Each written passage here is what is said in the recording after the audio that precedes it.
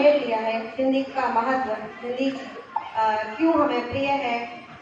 तो उसके आगे मैं आपको बताना चाहूँगी कि हमारे देश में हर साल 14 सितंबर के दिन हिंदी दिवस मनाया जाता है। दरअसल इस दिन आज़ादी मिलने के 2 साल बाद संविधान सभा में 14 सितंबर 1949 को हिंदी को आधिकारिक राजभाषा का दर्जा दिया था।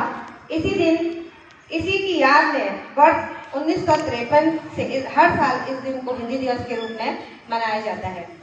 तो बच्चों, हर भारतीय नागरिक के लिए हिंदी दिवस का बेहद खास महत्व है। भारत विविधताओं से भरा देश है। यहाँ अलग अलग धर्म व जाति के लोग रहते हैं, अलग अलग भाषाएं, बोलियां बोलने वाले, अलग अलग वेशभूषा, खान पान व संस्कृति के लोग रहते हैं। ये हिंदी भाषा ही है जो देश के सभी लोगों को एकता के सूत्र में पिरोती है। देश को एक रखने में हिंदी का बहुत बड़ा योगदान है।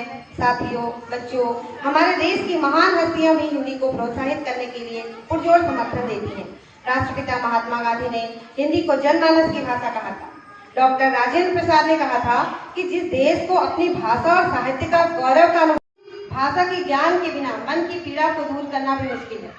हिंदी के महत्व के मद्देनजर 14 सितंबर के दिन देश में हिंदी दिवस मनाया जाता है। आज़ादी मिलने के 2 साल बाद 14 सितंबर 1949 को, जब मैंने बताया था कि संविधान ने एक मत से हिंदी को राजभाषा घोषित किया था। इस निर्णय के बाद हिंदी को हर क्षेत्र में प्रसारित करने के लिए राष्ट्रभाषा प्रचार समिति वर्धा के अनुरोध पर 1953 से इसे पूरे देश में मनाया जाने लगा। ये राजभाषा जो राजभाषा जब इसको घोषित किया गया वो वर्ष था 14 सितंबर 1949, लेकिन हिंदी भाषा दिवस के रूप में जब इसको मनाया जाने लगा ये था 1953।